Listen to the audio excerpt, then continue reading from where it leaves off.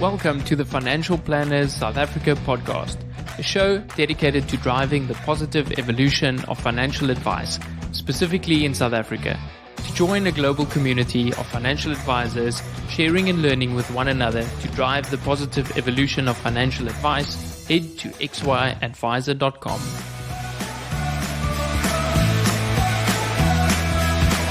Portfolio Metrics is thrilled to bring you this podcast in support of our common passion, people, and the evolution of wealth management.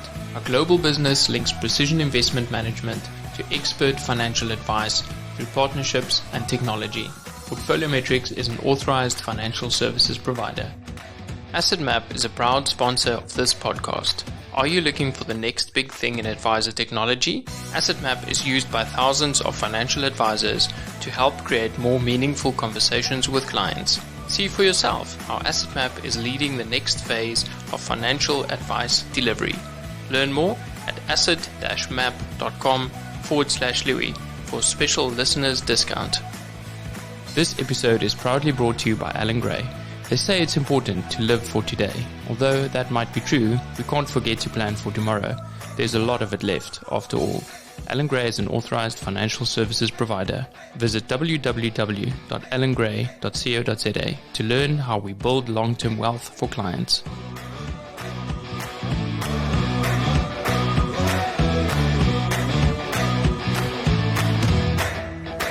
Welcome to another episode of Financial Planners South Africa. Today in the studio I have with me Gustav Neethling. Gustav is a good friend, a certified financial planner, a founder of a financial services provider around the corner from us. He's passionate about technology, moving the industry forward, and you are in for a treat today. Gustav, thank you so much for joining us. Thank you, Louis. Great. So for those of you that haven't seen Gustav around, you started out your journey with one of the insurers, and after about 8 years, you decided to build a financial services provider. But I'm curious, how did you end up in financial services? What was that decision before you joined this insurer? Unpack us a little bit your decision making and how you got started in this industry. Yeah, Louis, thank you very much. So my background is quite interesting in the sense that I went to the University of Stellenbosch. As most kind of first year students, you don't really know exactly what you want to do. So you started to kind of play around with the subjects. I bounced around. I remember 4 different BCom certificates that I tried to kind of play around with. And eventually, I think in my second year, I landed up in kind of BCom investments. And I at that stage, got a kind of a liking for investments. So I eventually graduated in the BCom financial analysis. And after graduating, I went to my professor and I said, okay, well, what do you do with this kind of graduation now? He says, well, you obviously do an honors in BCom financial analysis. I was like, okay, let's do that then. So I completed my honors in BCom financial analysis. At that stage, the honors degree was very similarly linked to the CFA level 1 of the Chartered Financial Institute, where you become a portfolio manager. Completed the honors degree in financial analysis, and then went back to the same professor and said, okay, I did the honors as you recommended, what now? And he said, well, it's very simple. You've now got kind of one of 2 decisions you need to make. You can either continue on the CFA route and become a CFA charter holder and go into portfolio management, or you become a CFP, a certified financial planner, and you go into the financial planning part. And then I asked my professor, I said, well, which one would you recommend? And at that stage, this was now Professor Neil Krige at the University of Stellenbosch. He was very passionate about financial planning and the CFP qualification. He said, without a doubt, go the CFP route, which I then subsequently, after my honors degree, completed. So after the honors degree, I threw out my CV and all the insurers jumped on me because obviously being an honors degree graduate, they knew I had the technical knowledge. Then kind of landed up at the insurance provider. That was also a very interesting kind of phase of my life because if I didn't know what I was studying, I definitely didn't know what I was getting myself involved in when I actually accepted the job. I still remember going through, I think, 3 levels of interviews. And even after the third interview, I still didn't know exactly what they wanted me to do. And it was only after that honest heart-to-heart with your manager where they said, okay, so now you're going to write down the list of 100 people and you're going to phone them and you're going to go talk to them about insurance. I was like, what? I've got an honors degree in investments. Why do I need to talk to them about insurance? And so that's the starting point. I thoroughly enjoyed my years at the insurer, but obviously the difference between what happens in practice and what we are taught at university, they're miles apart. So I also kind of fell into the industry, although I'm very proud to say that I didn't have any other occupation. I've only known financial planning. And it's my passion, and that's why I'm very passionate about what I do. Gustav, it's wonderful to hear how Professor Neethling has had this impact in so many lives. We've had quite a few guests, myself included. He's been instrumental in, shaping the path of financial planning. You obviously have a very strong background in building the technical skills, getting the training, getting your certified financial planning designation. Walk us through what happens after you get your designation. Is there a need to continue study and to find a specialist field, or is that enough? Is that the path that we need to aim towards to ultimately get? Or do you think that's, the ticket to the game, as some are saying? No, definitely not. I think, again, if I look at myself, and I not just from a professional point of view, but also from just who I am as a person, from a very young age, I've always embraced this lifelong learning kind of outlook. You never know enough. I recall even kind of after completing the Certified Financial Planning, the CFP qualification or designation, it more had to do with my confidence per se, that I felt more confident in terms of making proposals to clients. But I was definitely not the most cleverest person in the room. And linking that again back to this ability of lifelong learning, I think you can never know enough.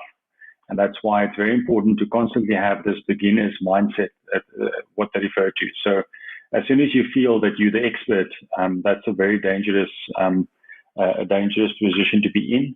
The other way that they kind of deal with it is whether you have this fixed mindset or growth mindset, and somebody that feels that they have a growth mindset is always learning, always trying to improve themselves. So yes, although from your traditional qualifications or certifications, yes, you get a certain qualification, but lifelong learning, lifelong educating yourself, constantly being curious, asking the very difficult questions, prodding, pushing, is something that I feel very strongly about. And that's why when we talk about technology later in the podcast, you'll see why I'm so passionate about technology, because technology is one of those areas that's constantly breaking down barriers and walls and constantly changing and adapting our industry.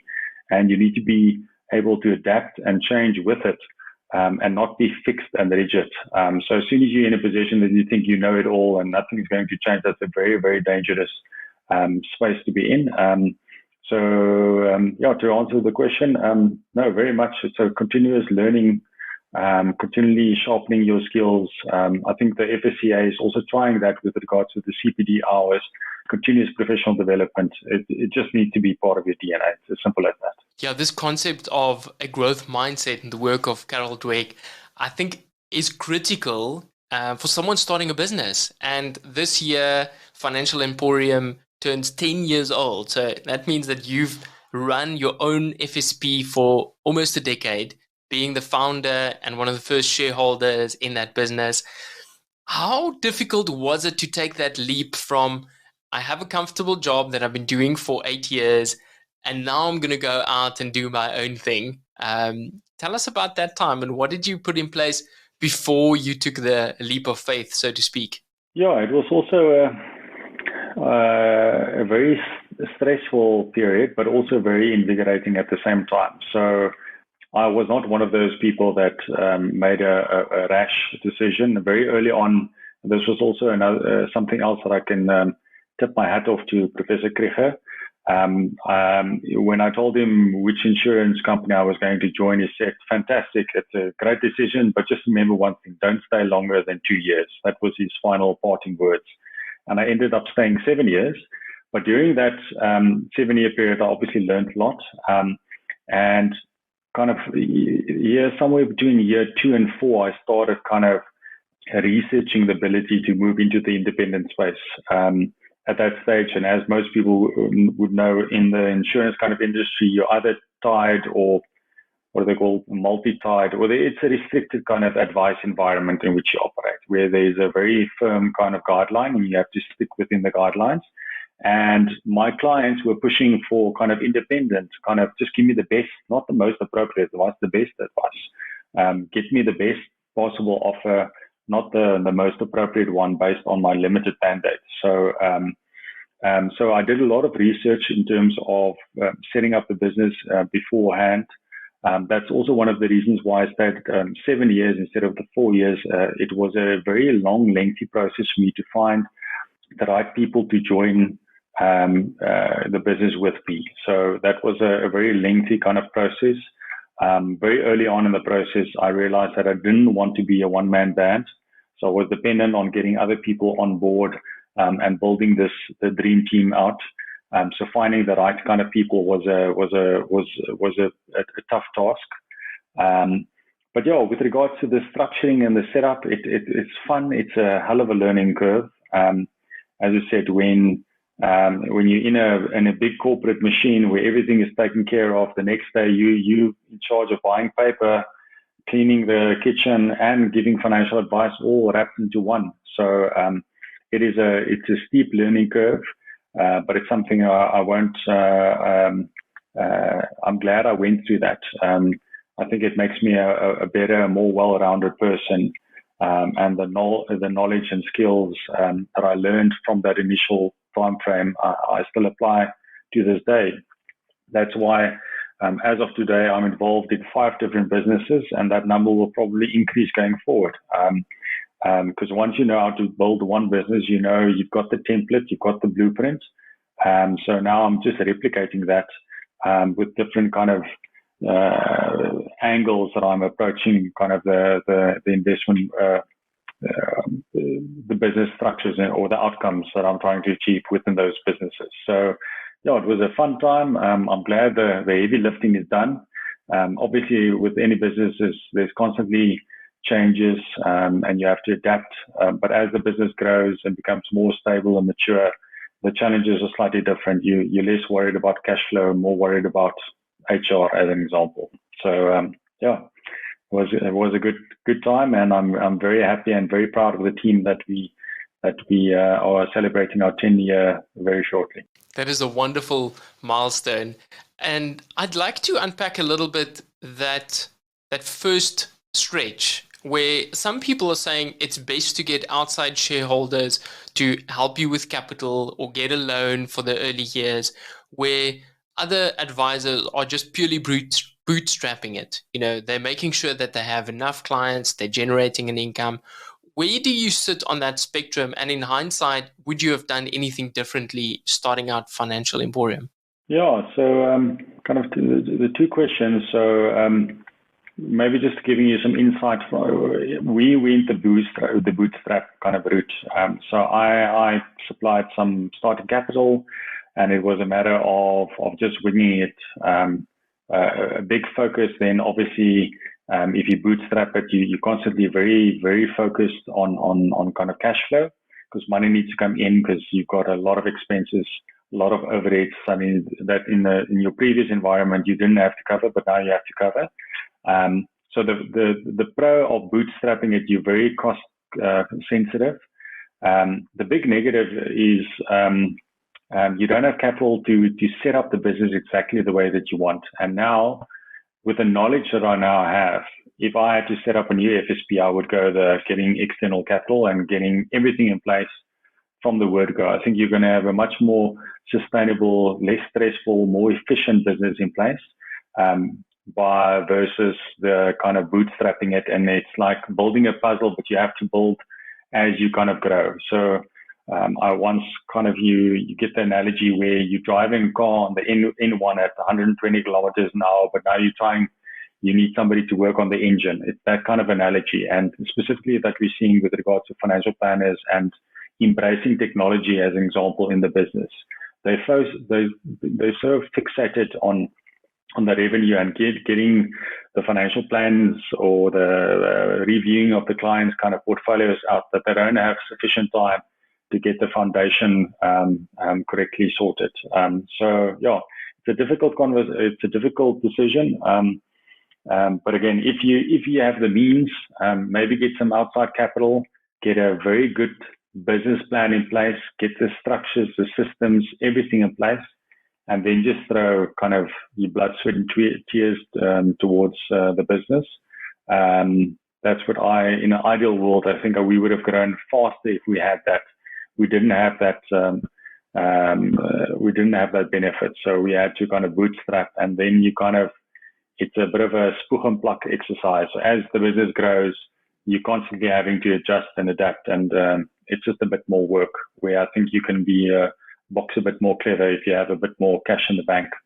And it ties nicely into, I think, a trend or a theme that I'm seeing playing out is that the days of a one-man band, kind of these small kind of advice practices, it's very, very difficult to build a sustainable, strong business going forward. So especially in the independent market, I'm foreseeing and forecasting that more and more practices will merge or will move closer together. So you just want that synergies. You want to have that economies of scale kicking in. And that's why I think more and more advisors will start moving closer to each other to work together, knowing that they'll have more efficiencies in their business. And those efficiencies, traditionally you get those efficiencies only from a business that's stable, that's been around the block, it's got systems and processes and policies in place. Where if you initially, when you kind of wing it and you bootstrap, those efficiencies only come down many, many years down the line. Yeah, I sometimes wonder if clients know the early days of starting with an FSP, actually how much risk they're taking on by dealing with someone that might not have those things in place.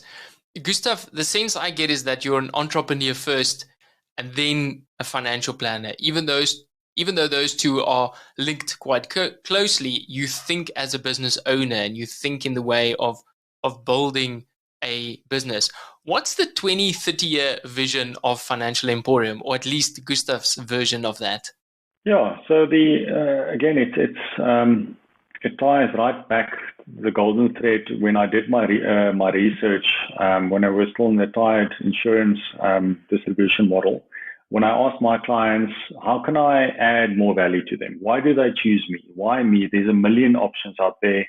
Why? What do we do different? And all of the clients roughly answered the question along the same lines. They said, listen, Gustav, to be very honest, we don't care how clever you are. We don't know which financial advisors are clever and who not. We want somebody that we can trust. So it's that likability, somebody that we can relate to. So finding the right people, likable people with a strong ethical kind of foundation, by defaulting people that you can trust your money with.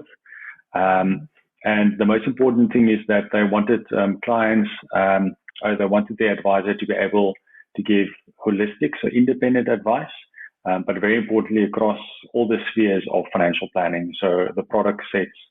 And that's why we also decided on our name, Financial Emporium. Emporium being this kind of everything under one roof kind of advice practice.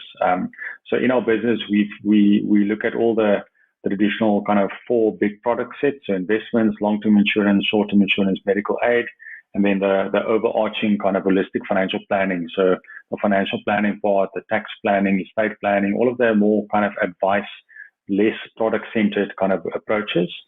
And our view with regard to that is just kind of expanding on that. So we want to become better at certain areas. I think more and more across in the specific product sets is becoming very cumbersome and very difficult to remain completely independent, but be aware of all the slight nuanced differences between the products. So in our businesses, we've got specialists in each area. We've got investment specialists that kind of that's their forte, and the same with regards to the insurance side. So we'll constantly just improve on that specialty area. So I see the future role of the financial advisor being more kind of where the financial advisor will be like the person that has the relationship with the client.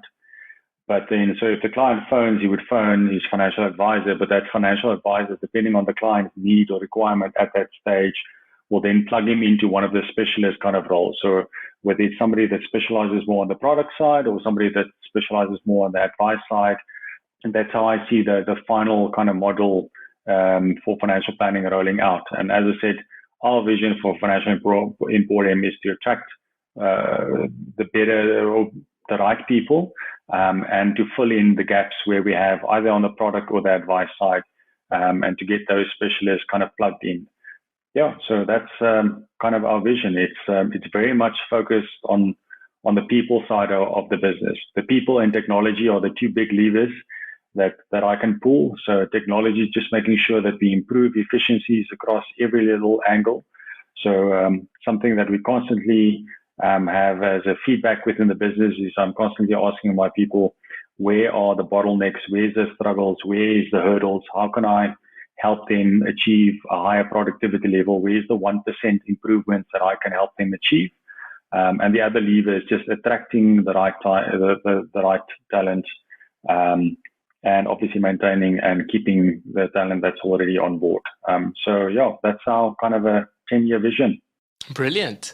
Gustav, let's talk a little bit about the complexities that running an independent practice brings. And what I'm thinking of is purely the amount of different products that you need to take into account, the dealing with all the different product advisors.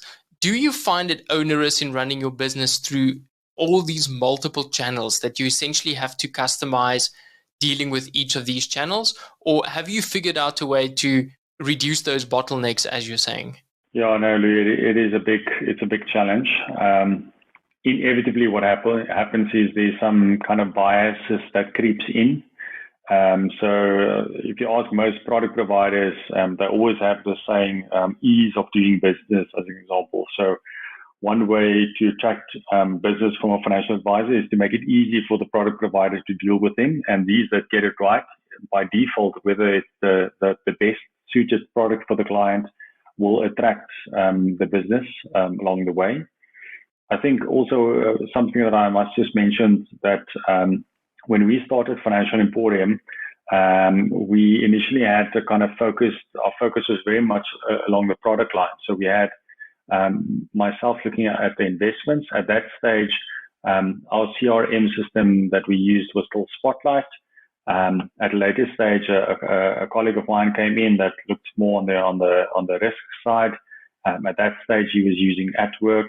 And my other colleague that also at a later stage came in, focused more on the short-term insurance sector, and he came in there with files. And the idea was we were going to cross-pollinate and work on clients together, but because the client information was scattered all over the show, I decided to build our own internal kind of system. It's called Babylon, that effectively pulls in information from various sources and gives us a kind of a holistic one view dashboard of the clients. And because it's our own proprietary software, we've been working on the software for the last 10 years, and we're constantly making improvements and enhancements on that. So I think that was a stroke of luck / genius that we did. But because we have this technology that is our own system that we've custom built for the last 10 years, is that over the last 10 years, we've been constantly refining and adjusting and tweaking the system. So that makes it a lot easier dealing with multiple product providers. It is, however, still very cumbersome. As I said, just keeping abreast of the latest changes, amendments, technical specification adjustments on all the products that you deal with is very cumbersome. There's no easy way to get around with. Traditionally, what we do is in the different product sets, we try and group them along certain kind of key differentiators. So when comparing products, we try and choose completely random products that are not similar in nature. So the similar products, there's a way of filtering them out. So we're in a better position to identify which of the product sets would work for the client. We all know it. I mean, when you sit in front of a client and you provide 12 different options to the client, you lose the client completely. So it's our responsibility, or as the financial planner, to distill and simplify the information, and then to effectively give the client one, maybe two choices, and then have a discussion around which of the two and why the two different options are the best. It is a challenge being independent, and I know the FSCA has made rumors with regards to if you want to be independent, you need to offer the entire market. I don't know how viable that option is. So it is a challenge, but yeah, we're taking shortcuts where we can, and technology being one of those big things that we focus on. I think this term of independence is maybe getting less important, and that it's maybe becoming product agnostic and saying, hey, we can help you with the products that you already have, but when it comes to implementation, these are our preferred providers. And maybe that is good enough, as opposed to being 100% completely and utterly independent, which is what the regulator is indicating. And I agree with you. I think the onus that it places on the financial services provider is just too big. And that means that over time, advice becomes expensive. How do you figure out how profitable a client is, and where do you price your advice? Should it be across the board, or is it more individualized? What's your thinking around that? Yeah, so again, we see the clients as the client, and utilizing again technology with the likes of a CompSpace and our own internal system, we're able to very accurately determine what the income is from a client. Again, the starting point and idea behind Financial Emporium is that if you have one client, but you've got multiple kind of touch points or multiple hooks into the client, you don't necessarily have to have to overcharge in a specific area, but that the client in totality will be sufficient enough to be profitable. So we've got various client segmentation categories that we have. Being a young growing business with the average client age probably in the mid-40s, the bulk of our clients are still in the wealth accumulation phase of their lives. But we just segment the clients based on criteria that we've identified works well. And the clients will then be able to move across these segmentations. And then we've got an accurate idea of what our cost base is, so we can kind of reverse engineer it to get you what is our fee, how do we get you our fee, to be able to determine that we still run a profitable and a viable business going forward. Gustav, I can hear that you've got your finger on the pulse of this business and that there's key things that you look at. Do you have some kind of key performance indicators when you think of your business, or are these things that you've developed over time that okay, I need to think of this? I guess my question is, how do you keep track of the health of your business, and what do you look at in detail, and what do you just look at in terms of bigger picture? Hey, this is moving in the right direction. Yeah, it's funny that you mentioned that, Louis. I'm actually busy now as we speak. It should hopefully go live. Again, this is the benefit and the power of having your own internal system. So kind of we call it just the key metrics that we're going to measure. So if you come and visit our office in about a month or so, you'll see a big ass TV slapped against the board, which will reflect on an ongoing basis the metrics of the business. So it's very important to me that everybody in the business is acutely aware of the value that they add to the business and how their small portion, how their contribution pushes the needle in a certain direction. So with regards to the metrics that we tracking and will be tracking, and will constantly improve and fine tune that going forward. But the big thing, so the number of clients, how we segment the clients, our income, what is upfront, what is recurring, the income sources across the product sets. So again, these that are familiar with CompSpace, they've got a very nice analytical tool. So we're playing around within that analytical capabilities. With regards to our own internal system, I know exactly how many telephone calls every person makes. I know the amount of workflows or tasks that what we call every assistant completes, the time frame. So how long does it take to submit a specific claim or to get something done? So we're tracking all of those numbers. So in terms of productivity, the amount of what's some of the other metrics? Obviously, the bigger picture numbers, the assets under management, total premium, premium collected. On the marketing side, the clients rate and review the individual members of the staff, but also the business as a whole. So we track those kind of numbers. Those are kind of the big ones. So a lot got to do with productivity. So even included in that, the amount of sick days. As an example, it's very interesting, but I know exactly which of my staff tend to kind of call a spade, but maybe take liberties with regards to sick leave and which don't. So now we're going to see, with regards to our way that we appraise all of our members, those are kind of some of the variables that we'll take into considerations. But productivity, how efficient are you in doing your job? How quickly do you get the work out? How correct is the information? And the normal standard big numbers that everybody likes to follow: assets under management, premiums collected, and just the composition just of our income is something that I'm very keeping a close eye on. So what income comes from which sources? Is it ongoing? Is it recurring? The advisors that we've all got our expectation or target. Are you achieving the target? Those are kind of numbers. So very important for us. In the past, I always kind of, in your gut with regards to if the business is doing well or not. But now I've gone kind of full kilt and as I'm going to track a lot of metrics, and we'll probably expand on this on an ongoing basis, because it's going to be the barometer or the thermostat of the business. Are we doing the right thing, and are we moving the needle in the right direction?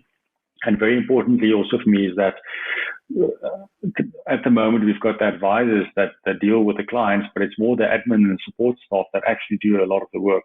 And I want to be able to show them and clearly articulate and show them in terms of how their value and how their contribution is pushing the enterprise in a specific direction. So that's why tracking these metrics is something that I'm very passionate about.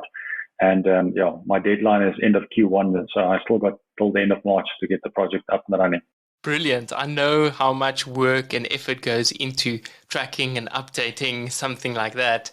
And like you mentioned, you're building a template for running a business, and then you can just, replicate it. If you had to only keep your eye on one number or one figure on that dashboard, what would it be for you? Just the number of clients. I think if the number of clients continually increases, I know that the staff, the people, the advisors, the specialists sitting behind the scenes are able to add value. So as long as the number of clients kind of increases, I'm fairly happy with that. There is a caveat. Obviously, we all got a limit or cap.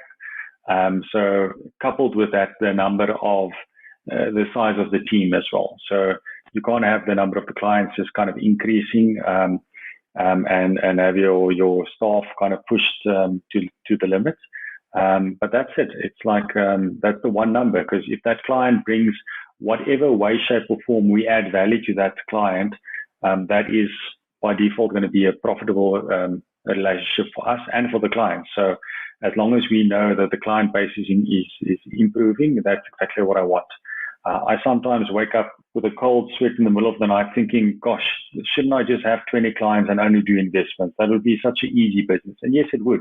If you get 20 ultra high net worth clients, it would be a very easy business, but that's just not what we want to try and aim to achieve. So our business is very complicated. It's very integrated.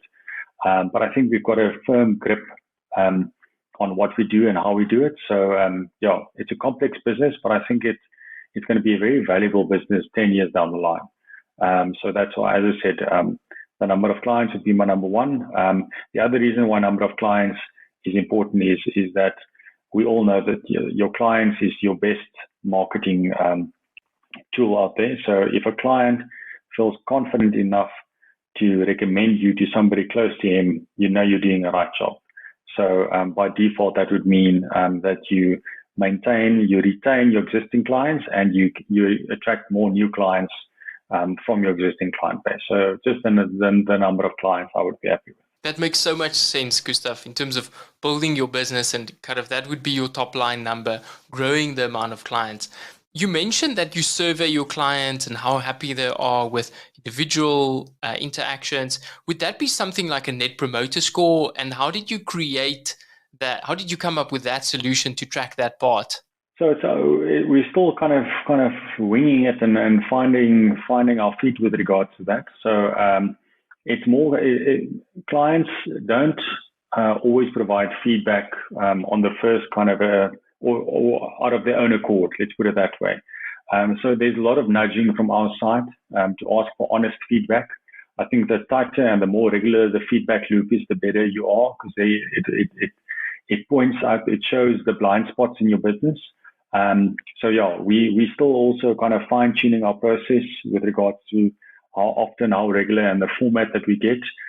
It's just something that we feel passionate about. If you do a good job, tell us, and if we don't do a good job, also please tell us. So as I said, there's a strong focus on this constant improvement, and it ties back into that question that you asked right in the beginning with regards to the mindset, and that's why we're never happy, we're never content. One of our key values is excellence. So I'm constantly striving to deliver a 12 out of 10, not a 10 out of 10. And one of the ways that we are able to prove that is by getting that feedback from the client. So everybody on a regular basis, we ask for feedback from the clients, because ultimately they are our clients. And if we just listen to them, we'll have a happy client. It's as easy as that. Absolutely. Henry Ford said you might have a faster horse, but I completely understand getting an extra piece of information in to help you create your strategy for the future and think about your business. And Gustav, when you think about 15, 20 years out in the financial planning, profession, as we're all trying to move it to, what do you see as the most important trend? You've mentioned a couple of things, that the advisor is becoming the relationship manager with a strong support network, that we're moving away from, one-man bands and into ensembles or, groups of advisors. What are the trends driving this, and what does your crystal ball say the next 15 or 20 year holds? So it's all driven by the internet, and information. The reality is, 20, 30 years ago, information was limited. People didn't have access to information. Thereby, you had to go and consult this IE specialist to get access to the information. But the internet is it's just breaking down that barrier. So going forward, whether it's robo-advice or artificial intelligence or whatever, but the information will be freely available. So a key trend, and I think the more forward-thinking advisors already know this, is that if you are positioning yourself and you're going to be an execution-only kind of advisor, i.e., I'm the middleman and helping you execute a sale or transaction or implement a new product or policy, that's going to be I don't know how long that's going to be around. So we need to pivot and know that information is freely available. Clients still need the education part thereof. So the information is available, but the role of the financial advisor is there to kind of educate and guide. That's why there's this big shift towards kind of life coach and coaching, and holistic financial planning is more about the big picture. The information is available, and then what I'm seeing is more and more clients will then self-execute. So a client would come to you, the information is freely available, so the client would have already done a bit of research, but they would then consult you, and you, with your skills and expertise and knowledge, would be able to to bring all of these multiple aspects together into a holistic kind of financial plan. And the financial plan will be discussed, and then at the net result thereof is the execution of a couple of things that the client will then self-execute again. I think the role of the financial advisor will definitely shift more towards kind of the advice part, the coaching element, and less on the educational, less on the execution side. Another big trend that I'm seeing that we also diving quite deep in is with regard to crypto assets, cryptocurrencies, or digital assets. I think the world is moving very quickly towards a more decentralized world where the big product providers, whether it's the banks or the insurers or the asset managers, the power grip will start to slip away as people get more comfortable to operate and work in a decentralized environment where there's more direct peer-to-peer kind of channels that are opening up. And crypto assets and digital assets will play a key part in that. So we know that digital assets are not regulated in South Africa, and it's probably still going to be quite a number of years, but we're positioning ourselves at the forefront of that area as well. I myself am a certified Bitcoin professional already, and we are sharpening our tools with regards to the vast amount of investment options and instructions that will come down the line. So yeah, I think in the future, just like currently when you're a child, you have this passage or right of way to move into adulthood. In that passage, depending on your culture or background, it might be something as simple as learning how to shave, or cooking a meal, or doing your own laundry. And I firmly believe one of the other things that will happen is managing your own finances. We're all acutely aware that the schooling system in South Africa does not gear you in how to manage your own finances. And it's something that unfortunately you'll have to you wing it. You learn on the fly as you grow older. But I think more and more financial planning and financial management will become part of this rite of passage. For you to become an adult, first you have to manage your finances. Hence the book, Manage Your Finances Like a Effing Grown Up. That's how things will kind of play out, and that's why the execution role there'll be a less focus on the execution, but our role as financial planners will not disappear. You'll just need to adapt and change into this new world in terms of how we'll operate and interact with each other. So yeah, it's a very interesting next 10, 20 odd years that's lying await for us. There's some massive shifts coming, and I think what I'm hearing is that you're saying the things to focus on is relationships with the client, and it's also this wave of continuing, to invest in digital assets and still becoming valuable for your client. Actually having conversations around that. What surprised you the most through your learnings around becoming, a certified Bitcoin professional and learning about these digital assets? Is there anything that maybe challenged your assumption or changed your mind on some of the aspects of how it works? Well, obviously, those that are familiar with the history of Bitcoin would understand that Satoshi Nakamoto that wrote the white paper on Bitcoin, wrote it after the collapse of the 2007 and 8 great financial crisis that we had. So this was somebody, obviously a very intelligent kind of individual, saying that, hang on, why is all the wealth kind of locked into the Wall Street, all these big corporates? Why are they in charge? Why is it why do you need to be a approved kind of investor? Why do the rich have access to certain investments that the poor don't? And those are a lot of the difficult conversations that these digital assets and cryptocurrencies are trying to solve, where everything will just be split more, distributed more equally between everybody on the planet. It's not. We all know how the income disparities in South Africa, but on a global stage, is again the top 1% of the wealth in the world is consolidated in the hands of quite a few people. So this kind of decentralized new world that we're heading into will just distribute everything in much more evenly, and irrespective of which political affiliation you lean more towards. I think everybody would say, but that's not a bad idea, and that's why everything that's got to do with cryptocurrencies and blockchain and everything it ties back into this, where everything is transparent. It's immutable. We can all see everything is shared more equally amongst everybody. Can benefit. Everybody can take part and participate in this.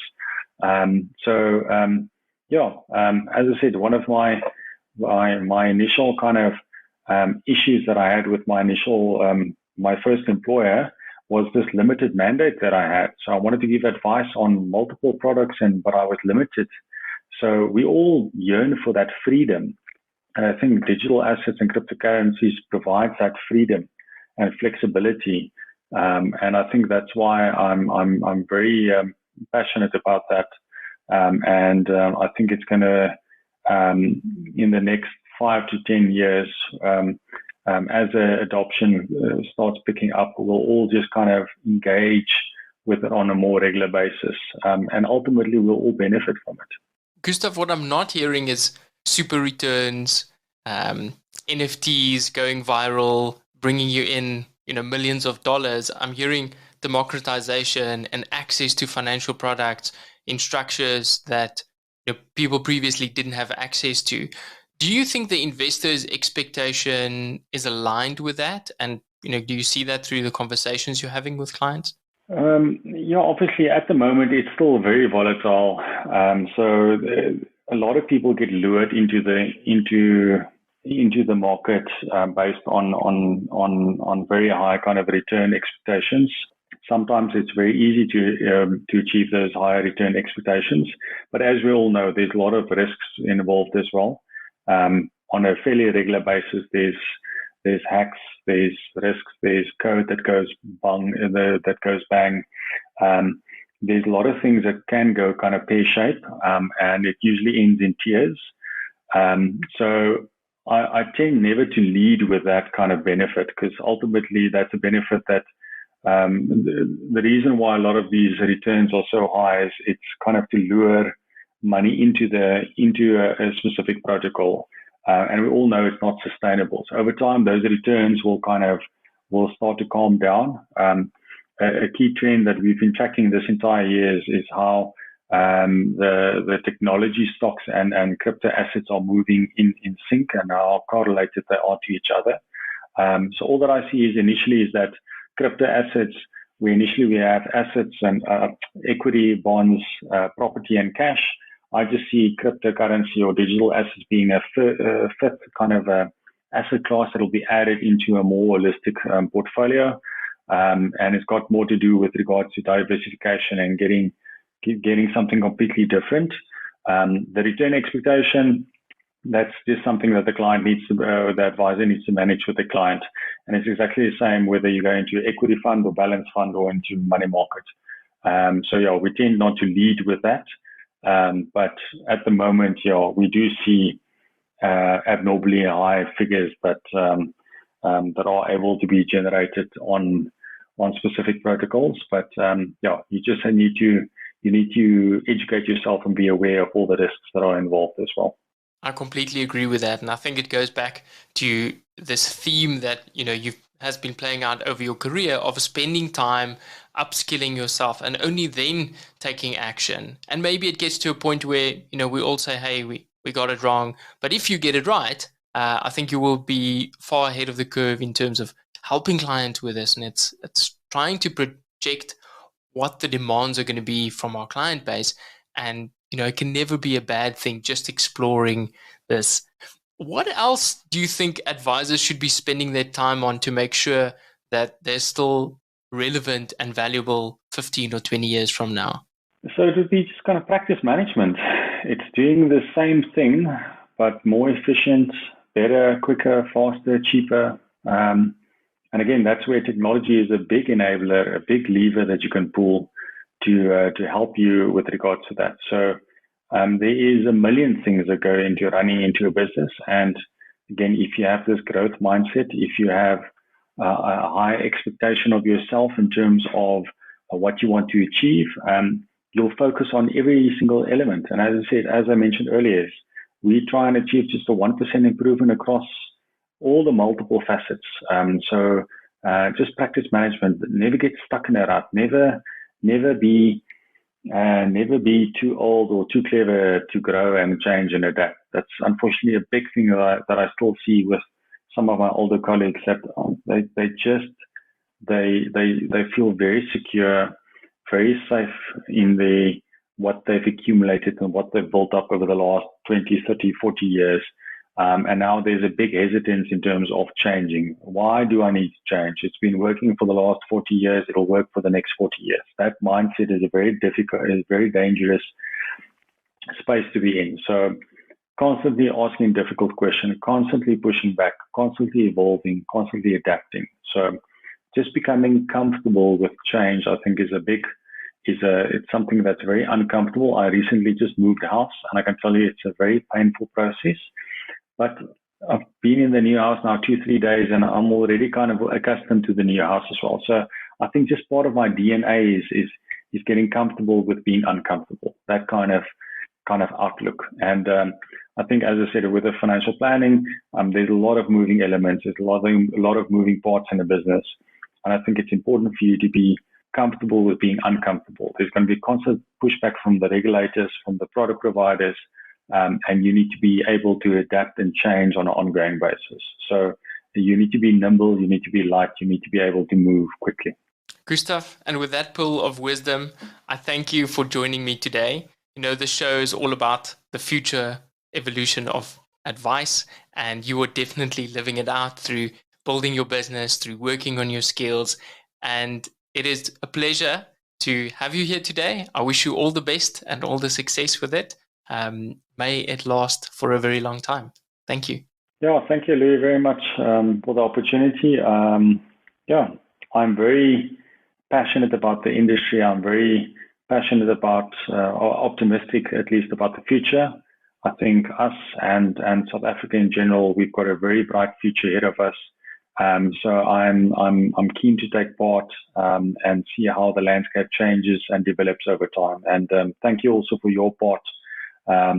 You are very much a forward thinker, and you're definitely giving back to the industry. I wish I had more time, but my time is stuck in the tranches. But thank you very much from the industry for the value that you add to the industry as a whole. Thank you, Gustav. We're in this together until we see each other again. Bye-bye.